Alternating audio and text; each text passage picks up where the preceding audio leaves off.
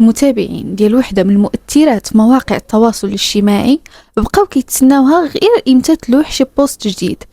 هادي شهرين وهي غابره، وكيفاش واحد من المعجبين ديالها غادي يعاون باش تحل قضيه الاختفاء.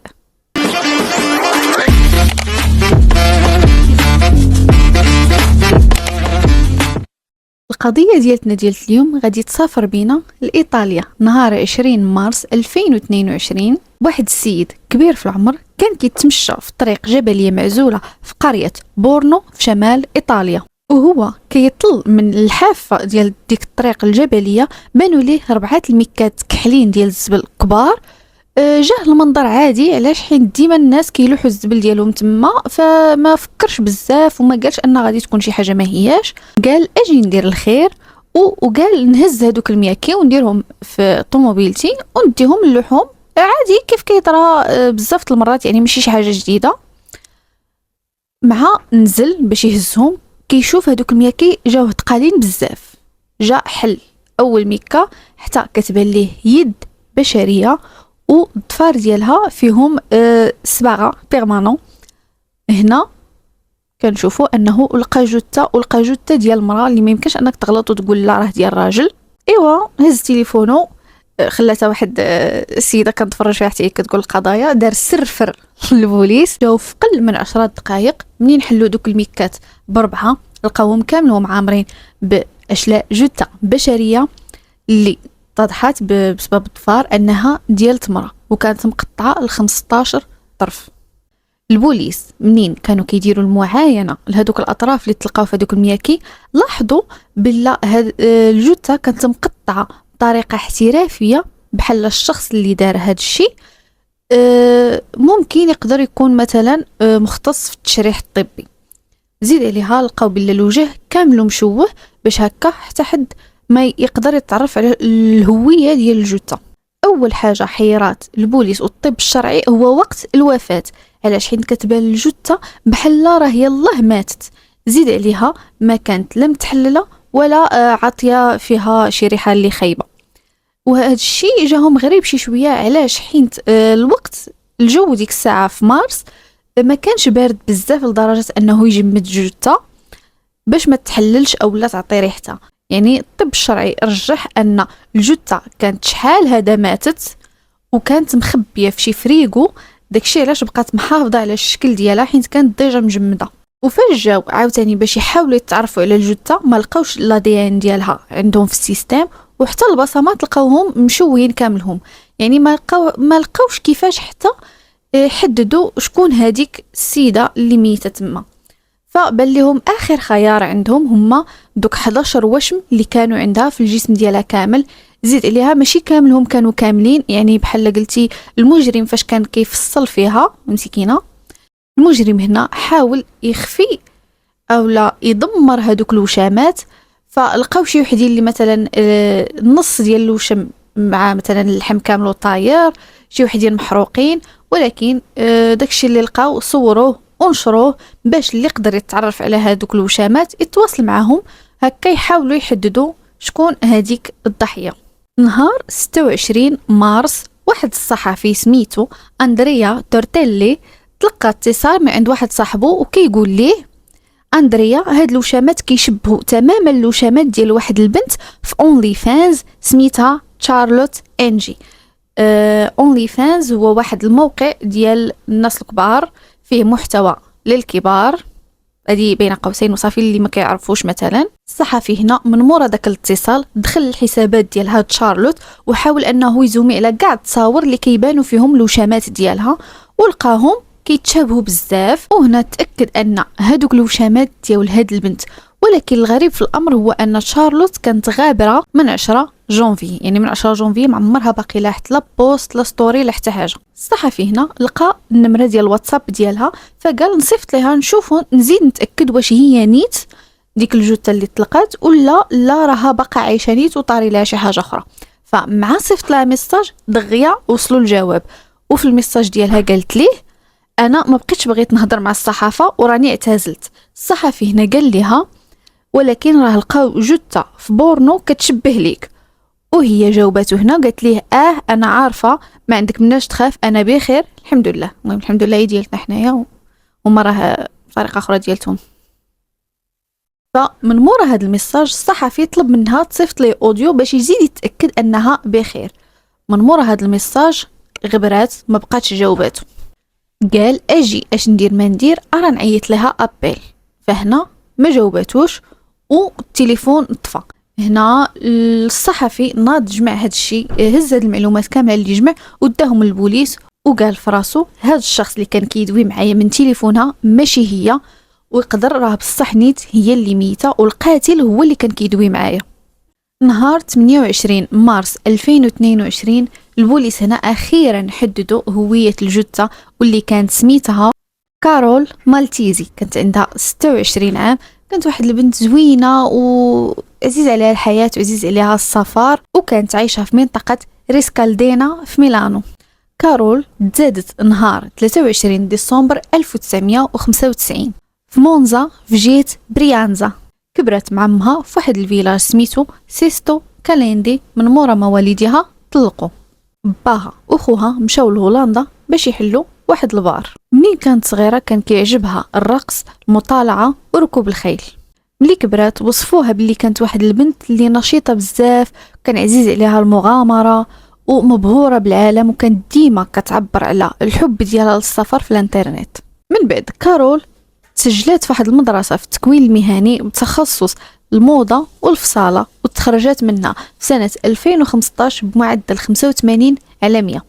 مرة التخرج انتقلت لواحد المنطقة صغيرة سميتها فيرونا، تما بدات العلاقة ديالتها مع واحد السيد، وفي 2016 ولدت أول مولود لها واحد الوليد مع داك السيد نيت. غير هو للأسف هاد العلاقة ما دامتش بزاف، ومن مورا الفراق الولد ديال كارول بقى مع باه. والحسن الحظ نقولوا ان العلاقه بيناتهم بقات مزيانه، وبقات ديما كتجي كتشوف ولدها مره وكتصل به كدوي معاه، وكانت كتخطط انها في المستقبل غادي ترجع تعيش تما باش تبقى قريبه لولدها. مورا الفراق رجعت باش تعيش مع امها في سيستو كاليندي باش تعاونها حين كانوا عندها شي امراض صحيه، قبل ما تمشي وتكري واحد لابارتومون خاصه بها في ريسكالدينا في اوائل سنه 2020. ريسكالدينا كانت خدامه كفوندوز في واحد المحل ديال الحوايج، من موراها مشات خدمت في واحد المحل اخر كاين في المول، ولكن للاسف في هاد الخدمات بجوج ما قدرتش انها طول فيهم. ومع كورونا في 2020 والحجر الصحي، كارول هنا خسرات الخدمه ديالتها ولقات راسها ما عندها باش تصرف مازال على ولدها. تما فين جاتها الفكره ديال انها تدخل الاونلي فانز وتبدا تنشر فيه. فاش دخلت لذاك الموقع استخدمات اسم شارلوت انجي، والخدمه تما نجحت لها بزاف لدرجه انها ولات كتخلص حتى ل 10,000 يورو في الشهر. وفي اواخر سنه 2021 كارول هنا قررت انها ترحل لفيرونا باش تولي قريبه لولدها، وقررت ايضا انها تعتزل هذه الخدمه. علاش؟ حين تصاب انها دخلت في علاقه حب مع واحد السيد، وبغات تخلي هذا الشيء وتبدا معاه حياه جديده ونظيفه، وايضا تكون قريبه من ولدها باش تزيد تقوي العلاقه معاه. كارول عاودت هاد الخطط كامله لواحد السيد اللي كان الصديق ديالها في الخدمه والمصور ديالها، واحد السيد عنده 42 سنه سميتو ديفيد فونتانا، وهذا كان اكبر غلط دارت في حياتها. ديفيد كان واحد الراجل اللي مجوج لمده 20 سنه، وكان خدام مدير في واحد البنكه. تعرف على كارول كزبون ديالها في اواخر سنه 2020، شافها تسطع عليها حماق عليها، ناض وطلق مراته ومشى سكن حداها في نفس ليطاج فين ساكنه هي باش هكا يكون قريب ليها ديما. ايوا هنا تكونت بيناتهم واحد العلاقه، واخا تفارقوا بقى هو المصور ديالها ونقولوا الماناجر ديالها، وهكا كيربح ديما معاها 10% من هذاك الشيء اللي كتدخل، وكان ديما لاصقها 24 ساعه على 24. فاش كارول قالت ليه بلا انا غادي نعتزل وغادي نرحل من هنا، ديفيد طلع ليه الدم، حين ما متخيلش راسو او حياته كانت كامله كتدور عليها، وما قدرش يتخيل راسو كيعيش بلا بها. ديفيد اعترف للبوليس في ديسمبر ديال سنه 2021 بلا صايب واحد الحساب وهمي في اونلي فانز، وصيفط لكارول ميساج وطلب منها انها تصايب لي واحد الفيديو مدفوع الثمن تكون فيه مربوطه ومكممه، وكارول هنايا وافقت.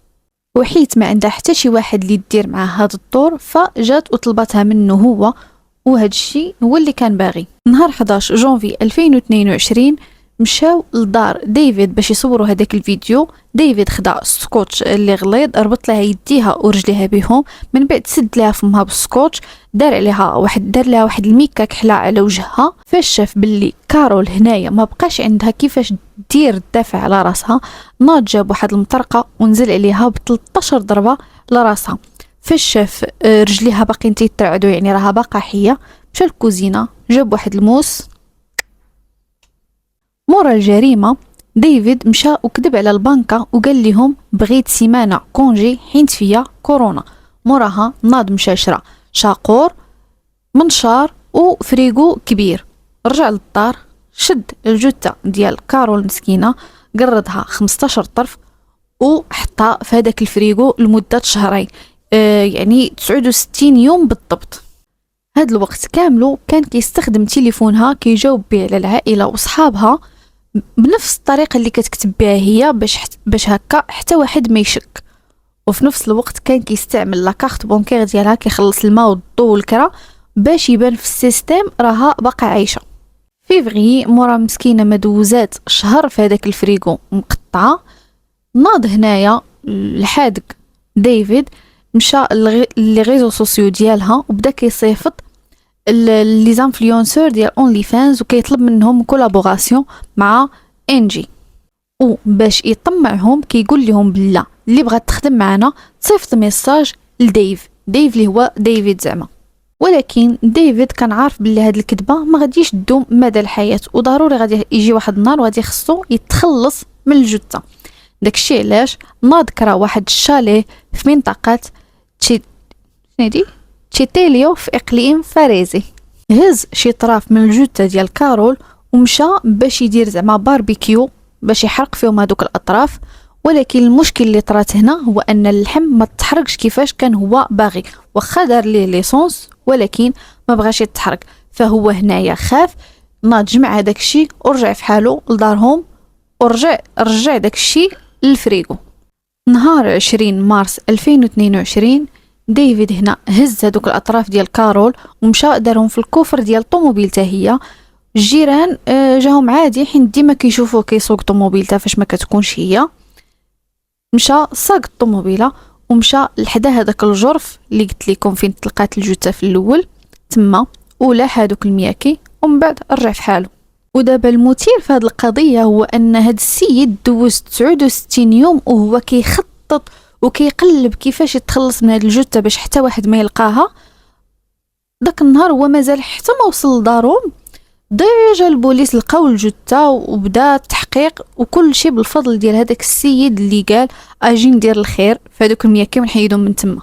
من مورا الاعتراف ديال ديفيد القاضي خرج واحد القرار باش انه يتسجن من دابا مخافه لانه يمشي يهرب ولا يصدق قاتل شي حد اخر. البوليس من بعد هادشي مشاو باش يفتشوا دار ديفيد ودار كارول. في دار ديفيد هنا واخا عيا هو ما ينقي وجاب دار جافيل وكاع جميع مواد التنظيف، ولكن واخا هكاك ما قدرش انه ينقي الدار مزيان. البوليس رشوا محلول لومينول في الدار ولقاوها كاملها مرشوشه بالدم. زيد عليها لقاو كاع دوك الجفايف والزيوف اللي كان كيمسح بهم، لقاو باقين فيهم لا دي ان ديال كارول. لقاو حتى البلاصه فين كان رابطها في الاول فين دار الهجوم ديالو، لقاوها حتى هي باقي فيها لا دي ان ديالها وباقي فيها الدم ديالها، واخا عيا ما ينقي حتى حاجه ما تحيدت من تما. وحتى الفريغو اللي كان مخلي فيه الجثه لقاوه في بيت واحد اخر حيت الكوزينه كانت صغيره بزاف والفريغو كان كبير بزاف فريمون كبير، فاضطر انه يديه لبيت اخر بيخليه تما فيه. ولقاو فيه حتى هو لا دي ان وشويه ديال الدم ديالها، واخا عيا ما ينقي في الدار ولكن في الاخر راه خلى موراه بزاف ديال الادله البيولوجيه اللي كتجي ضده. هنا غادي ندخلوا للصدمه ديال هذه القضيه. نهار 12 يونيو 2023 صدر الحكم الاول ضد ديفيد فونتانا وحكم عليه القاضي بالسجن لمده 30 سنه زائد تعويض مالي للاهل الضحيه قيمته 50,000 يورو.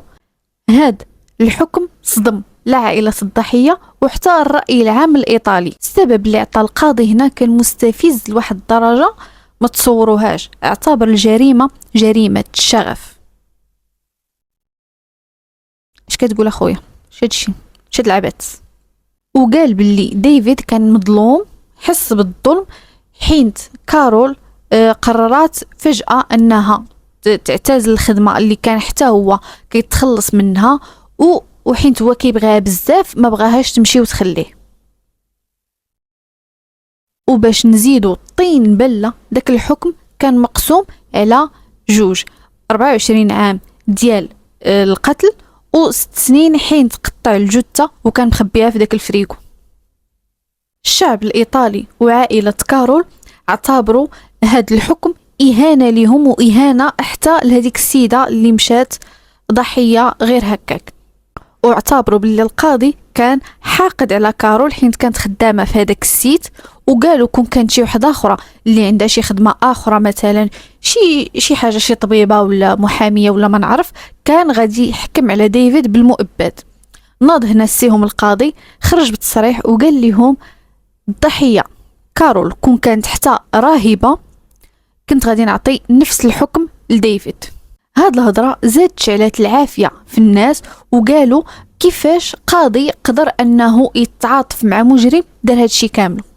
وحتى المساجين اللي كانوا معاه في الحبس ما حملوه ما قبلوه. وفي اواخر غشت ديال سنه 2023 ناض واحد السجين واقتحم الزنزانه ديال ديفيد، هز واحد العصا وجلس عليه للراس هاك بالك. نهار 19 سبتمبر 2023 ديفيد هنا دفع طلب باش يدوز في برنامج العدالة التصالحية. هو واحد البرنامج اللي كيدوزوا فيه المجرمين مع عائلات الضحايا باش يتصالحوا وهكا يقدر يعطاهم تخفيف في الحكم.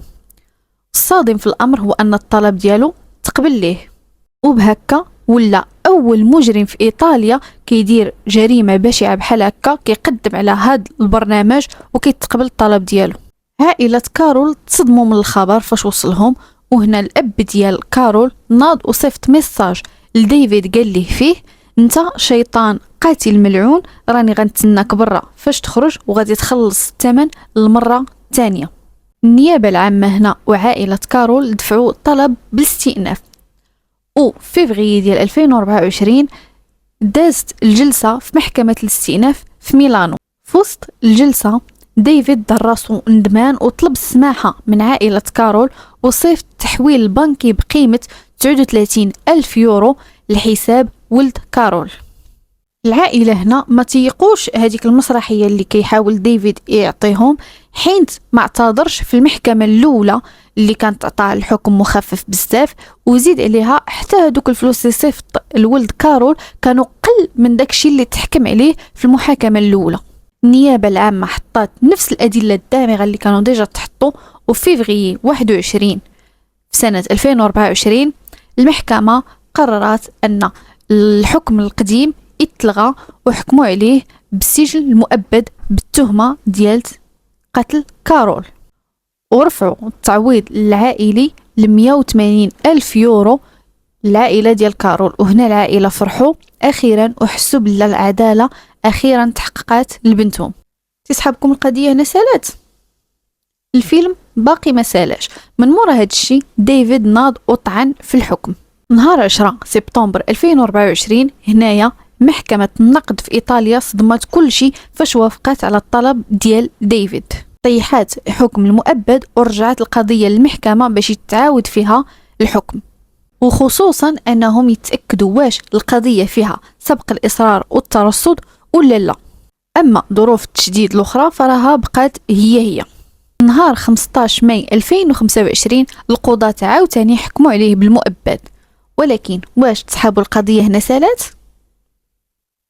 باقي ما ساليناش عاوتاني. ديفيد ناض وعاود طعن في الحكم للمرة الثانية، ونهار 26 فبراير 2026 تعاودت المحكمة عاوتاني وتعاود تحكم عليه بالمؤبد للمرة الثانية.